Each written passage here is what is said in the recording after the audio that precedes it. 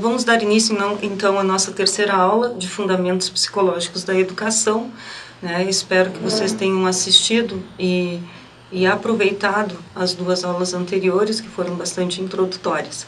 Então, hoje nós vamos, nesta aula, no nosso terceiro encontro, trabalhar as concepções de educação, as concepções epistemológicas de educação, mas antes disso, vamos ver ali um pouco sobre o que é então a psicologia da educação, qual é o seu campo, e qual é então a relevância do estudo da psicologia da educação para os futuros professores.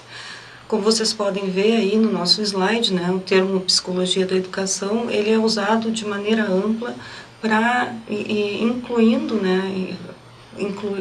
incluir os diferentes modos da gente se relacionar a psicologia com a educação. Então, aí dentro da psicologia da educação, a gente tem, por exemplo, a psicologia escolar, a psicologia da aprendizagem, a psicologia do desenvolvimento, a psicopedagogia, a psicologia evolutiva, a psicologia da personalidade e outros. Todos esses temas ligados de algum modo à psicologia da educação. E a psicologia da educação, então, é uma disciplina ponte, Ela é parte tanto da psicologia como da investigação, pois ela investiga problemas e elementos do processo educativo, utilizando-se das teorias produzidas ou desenvolvidas na área da psicologia. Com o auxílio dessas teorias, a psicologia da educação busca compreender a complexidade humana e o modo como adquirimos conhecimento. E, nesse sentido, não está situada apenas no âmbito da escola, mas nos grupos em que estamos inseridos, onde temos experiências significativas que permitem avançar ou refletir sobre a nossa aprendizagem. Então, a psicologia da educação, ela busca a compreensão dessa complexidade humana, principalmente tendo por mote como nós aprendemos e como podemos melhorar o processo de aprendizagem, tem já algumas respostas para isso, tem pelo menos 3 grandes respostas para esse como aprendemos. Vocês podem ver aí, encontrei essa árvore, achei uma árvore boa para a gente compreender, essas importantes concepções epistemológicas do ponto de vista do ensino-aprendizagem. Então, a gente tem ali o conhecimento como o tronco e numa das laterais, ali, numa das ramificações, a gente tem, então, a razão, o intelecto, o inatismo, vindo do racionalismo e gerando a teoria maturacionista, a gestaltista e a psicanalítica. Do outro lado, então, vindo do ramo do empirismo, a gente tem a concepção ambientalista, as comportamentalistas e as humanistas. E fazendo, então, tentando ser uma síntese entre essas duas concepções, utilizando de elementos das duas, se tem, então, as teorias interacionistas, onde estão incluídas também a psicogenética, Então, achei que vocês poderiam se localizar melhor vendo de onde parte cada concepção. Então, o inatismo, é uma concepção fundamentada no racionalismo e no idealismo. E essa concepção nos diz que, ao nascer, o homem ele já apresenta as condições para conhecer os objetos. As condições são determinadas pela hereditariedade. Elas são inatas, então, ou pré-determinadas. Como vocês podem ler depois ali na nossa apostila, daí advém daí diversas ideias, senso comum, por exemplo, filho de peixe, peixinho é, ou então a ideia de que o fruto nunca cai muito longe da árvore. Por trás dessas ideias, que vêm do senso comum, então, está a teoria do inatismo, que diz, então, que já estamos, as condições para a nossa aprendizagem, elas já estão em nós quando nós nascemos. No inatismo, o desenvolvimento do homem está desvinculado do meio, As condições para aprender, elas são dadas pela bagagem hereditária. O indivíduo já se encontra pronto e as ideias são anteriores à experiência. Então, o meio em que o sujeito vive, a cultura, as relações que o sujeito estabelece em sua vida não interferem para o inatismo na capacidade de aprendizagem do sujeito. O que é que vai interferir? O desenvolvimento, né? O desenvolvimento biológico do ser humano. Então, quando a gente diz que o sujeito está pronto, está apto, né, a gente está se referindo a esse desenvolvimento biológico. Tá? E a educação, então, o que ela faz? Ela aprimora aquilo que o sujeito já tem, aquilo que ele já é, né? Ele já está pronto. Então, a educação só vai aprimorar aquilo que já está nele. Qual é o papel do professor? O papel do professor é trazer à tona essa predisposição, interferindo minimamente no processo, auxiliando apenas o aluno a organizar aquilo que está sendo despertado.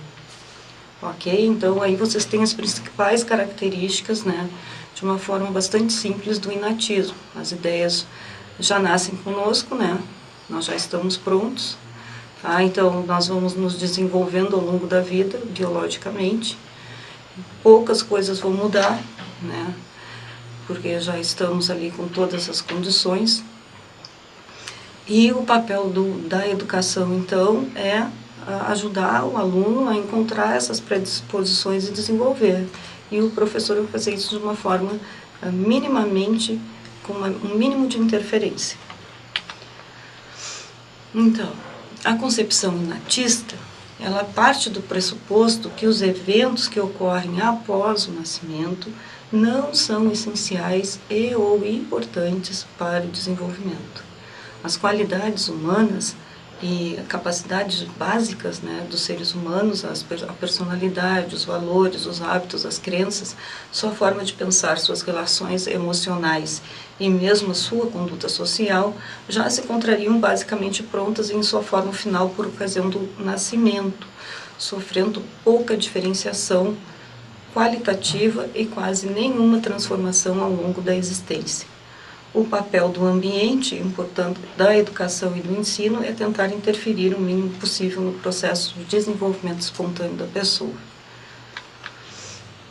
Então, mais adiante, né, na nossa aula 4, nós vamos aprofundar, ver de onde saem essas ideias do inatismo. Aqui, rapidamente, vocês já têm, então, o que é essa concepção inatista de aprendizagem, tá? E agora nós vamos passar para o ambientalismo, e vocês têm aí em frente, né, no slide, vocês podem ver 2 salas de aula. Eu tentei pegar imagens de 2 salas de aula de idades próximas, mas não consegui exatamente o que eu queria. Então, vocês têm ali um exemplo de crianças num ambiente no Amazonas, tá? Uma sala de aula do Amazonas, né, as crianças nas suas carteirinhas ali, e tem um exemplo de uma escola em São Paulo, tá? 2 ambientes diferentes. Então, vamos ver o que isso quer dizer. Então, a concepção ambientalista, ela está ancorada no empirismo. Lembrem da árvore, ela vem na outra ramificação, né? Então, ela está ancorada no empirismo, no realismo. E o empirismo é uma teoria filosófica que dá ênfase à experiência sensível para a aquisição dos conhecimentos. Então, os nossos sentidos, né, captam, conseguem compreender, a gente compreende o mundo através dos sentidos. As informações nos chegam pelos sentidos. E essa concepção teórica, ela é desenvolvida pelos filósofos britânicos, marcadamente na Grã-Bretanha, né, onde já havia uma tradição empirista desde o século XIII, na Universidade de Oxford. Nós vamos ver mais adiante os principais, então, teóricos do empirismo. Do empirismo. O ambientalismo confere uma grande importância ao ambiente no desenvolvimento humano, afirmando que as características humanas advêm das condições do meio em que se encontra. O ambiente é mais importante que a maturidade biológica. uma vez que os estímulos do ambiente promovem o aparecimento de certos comportamentos. E também, nessa teoria, alterações no ambiente causam alterações na aprendizagem. Alterações positivas no ambiente pode causar alterações positivas na aprendizagem e vice-versa, né? As alterações negativas no ambiente, ser privado de, por exemplo, do acesso hoje em dia, né, à internet, não ter as ferramentas corretas para fazer uma pesquisa, enfim, muitas condições que aparecem nas escolas públicas, por exemplo, prejudicariam, então, a aprendizagem. Alguns ambientalistas atentam que existem modelos, ou seja, por meio da observação de outras pessoas no ambiente e dos estímulos recebidos, é possível copiar o comportamento adotado. Ou, também, pela observação desses modelos, evitar um determinado comportamento em função da punição que é observada. Nós também vamos aprofundar lá pela nossa 5ª ou 6ª aula essa temática, né? Por enquanto, basta a gente saber que, então, as alterações no ambiente, elas causam alterações na aprendizagem e que é possível aprender no ambientalismo por modelos, né? A gente observando esses modelos, reproduzindo esses modelos ou negando também esses modelos que nos são apresentados. Então, qual é o papel do professor? Bem, o papel do professor nessa concepção o aluno é uma tábula rasa. E o professor, e somente ele, transmite conhecimentos. O aluno recebe passivamente e aprende melhor se o conhecimento for repetido até fixar-se em sua mente.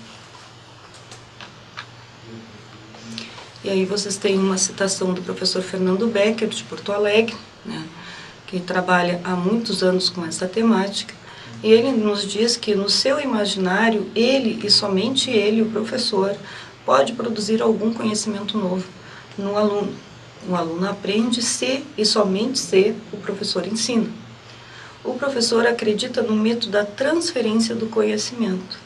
O que ele sabe, não importa o nível de abstração ou de formalização, pode ser transferido ou transmitido para o aluno. Tudo que o aluno tem a fazer é submeter-se à fala do professor, ficar em silêncio, prestar atenção, ficar quieto e repetir tantas vezes quantas forem necessárias, escrevendo, lendo e etc., até aderir em sua mente o que o professor deu. Bem, então recapitulando, vimos o inatismo.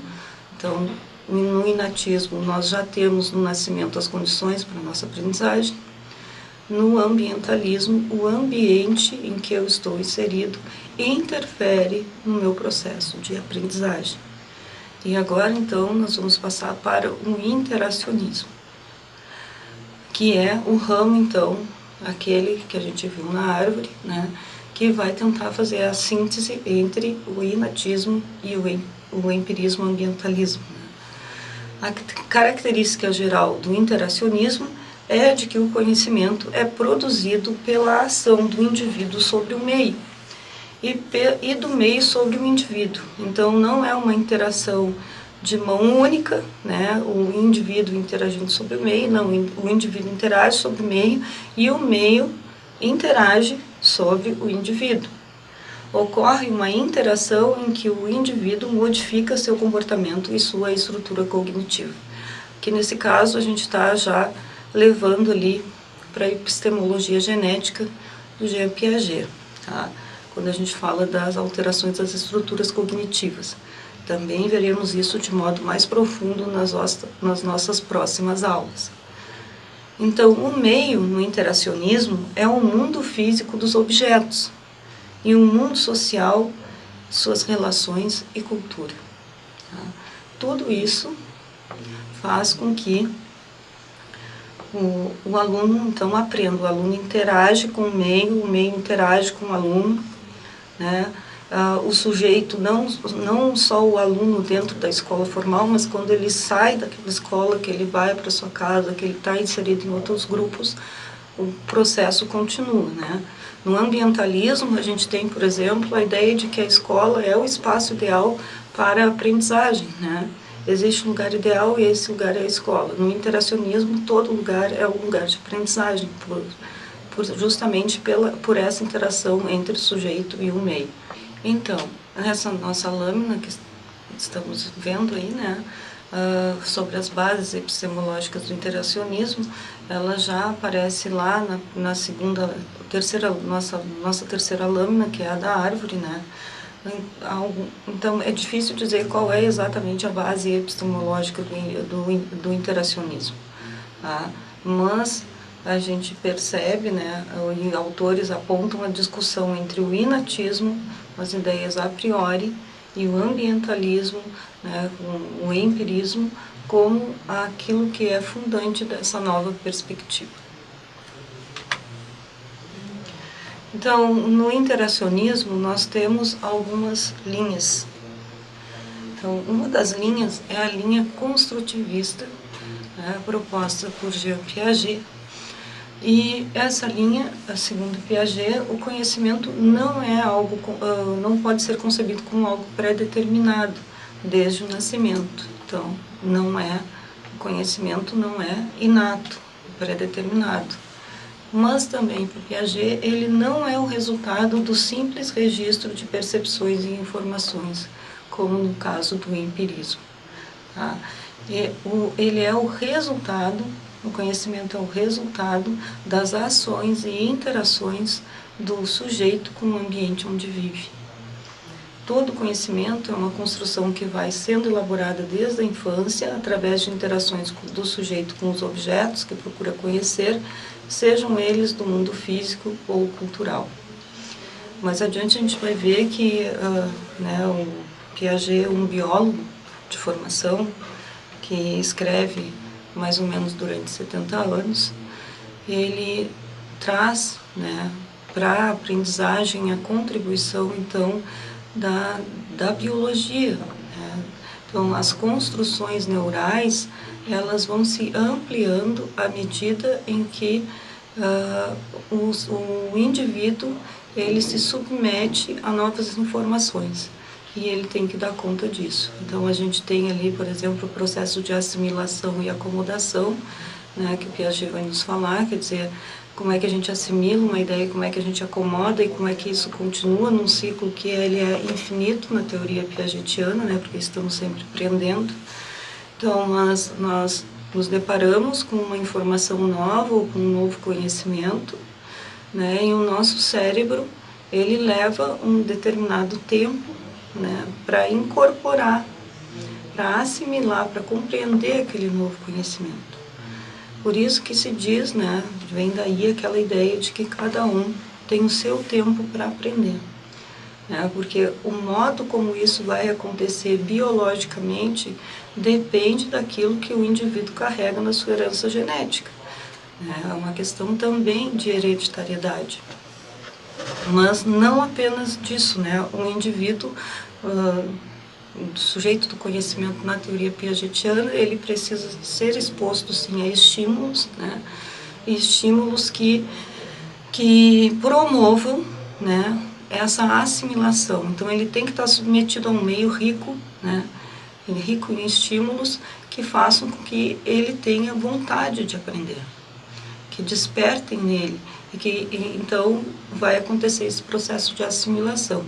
Quando o sujeito já apreendeu esse novo conhecimento, aí está o processo de acomodação. Só que isso acontece em vários campos do conhecimento durante todos os dias da nossa vida. Também temos ali o fator da equilibração e a desequilibração do Piaget, né? Um conhecimento novo, ele desequilibra as estruturas, né, e faz com que o cérebro tenha que trabalhar para reencontrar o equilíbrio. E isso vai acontecer todo o tempo, né, numa sucessão de construções, uma série de construções, como ele mesmo vai nos dizer. Por outro lado, né, dentro do interacionismo, nós temos então a teoria do Vygotsky, que vai então deixar de lado biologia, né, essa contribuição da biologia que nos traz o Piaget. Ele vai discordar de algumas ideias do Piaget, e ele vai usar a base, vai ter como base Marx, né, para nos dizer que o ambiente, o meio em que a criança está, é muito importante para o desenvolvimento da aprendizagem e para alcançar o conhecimento. O conceito de interação social, da perspectiva socio-interacionista do Vygotsky, enfatiza a dialética entre o indivíduo e a sociedade. O intenso efeito da interação social, da linguagem e da cultura sobre o processo de aprendizagem. Portanto, as habilidades cognitivas e as formas de estruturar o pensamento do indivíduo não são determinadas por fatores congênitos, são, isto sim, resultado das atividades praticadas de acordo com os hábitos sociais da cultura em que o indivíduo se desenvolve. Esse processo é fundamental para a interiorização do conhecimento, né? Então, o Vygotsky é o sujeito que vai nos dizer, vai nos trazer a importância do mundo, quer dizer, a escola não é uma ilha, né? Não basta um ambiente preparado para a aprendizagem se esse ambiente é isolado do mundo. Então, as aulas, né, precisariam ser contextualizadas, né? E o professor, na teoria do Vygotsky, ele é apenas um mediador. É o sujeito que vai fazer a mediação entre a zona de desenvolvimento real, que é aquilo que aquele sujeito poderia aprender sozinho, e a zona de desenvolvimento proximal, que é aquilo que o sujeito pode aprender com a ajuda de um outro, né? De um orientador, de um mediador, no caso, o professor. E essa aprendizagem no Vygotsky, ela vai se dar, então, a linguagem é muito importante, né, na teoria do Vygotsky, e ele tem todo um estudo sobre pensamento e linguagem, que vale a pena ser lido, apesar de ser um escrito ainda bastante difícil, assim, né, de difícil acesso, pela complexidade, mas ele vai nos falar então sobre o desenvolvimento da linguagem, a importância que a linguagem tem para a nossa aprendizagem. E ele vai se deslocar, então, ele desloca o foco, que seriam essas estruturas neurais ali, né, trazidas pelo Piaget. Ele vai dizer, não, isso, a gente tem que deixar isso de lado e olhar para o meio. Esse meio é rico, esse professor está fazendo a mediação, a criança está conseguindo enxergar essa sociedade em que ela vive, sabe qual é a sua cultura. Então, dentro disso daí é que a criança e o jovem vão desenvolver o seu conhecimento. Então, aqui nós temos uma lâmina que vai nos trazer algumas aproximações e alguns distanciamentos entre Piaget e Vygotsky, tá? Então, o Piaget, ele é um pioneiro na teoria interacionista, ele não descarta o interacionismo. O Piaget só traz uma base que ainda é empirista, né, que é uma base das ciências para dentro da teoria da aprendizagem, tá? E ele apresenta, então, uma tendência hiperconstrutivista em sua teoria, com ênfase no papel estruturante do sujeito. O Vygotsky, um teórico também importante nessa abordagem, ele apresenta uma ênfase no aspecto interacionista. Então aí a gente tem mesmo essa questão de um meio interagindo, né, com o sujeito interagindo com o meio, e aí se dá a aprendizagem. Pois considera que é no plano intersubjetivo, isto é, na troca entre as pessoas, que as funções mentais superiores têm origem. Tá? Então, para o Vygotsky, o movimento é diferente do movimento da aprendizagem, é diferente do movimento do Piaget. Então, o que a gente tem ali? A gente tem esse movimento que primeiro é externo, né? É intersubjetivo, é entre subjetividades, entre pessoas, tá? E depois nós temos, então, o intrasubjetivo, que é quando o sujeito interioriza o conhecimento. A partir dessas relações que ele estabelece, né, ele vai construindo, vai montando, ali, estruturando o seu conhecimento, tá? E aí ele internaliza isso, né? A teoria do Piaget também apresenta uma dimensão interacionista, mas sua ênfase é colocada na interação do sujeito como objeto físico. E a teoria de Vygotsky apresenta um aspecto construtivista na medida em que busca explicar o aparecimento de inovações e mudanças no desenvolvimento, a partir do mecanismo de internalização. Existe, porém, um desacordo fundamental entre elas, a influência do papel da fala inicial da criança sobre o pensamento. Então, para o Piaget, pensamento vem depois do aprendizado da língua. E para o Vygotsky, pensamento e linguagem caminham juntas. Isso é uma diferença importante.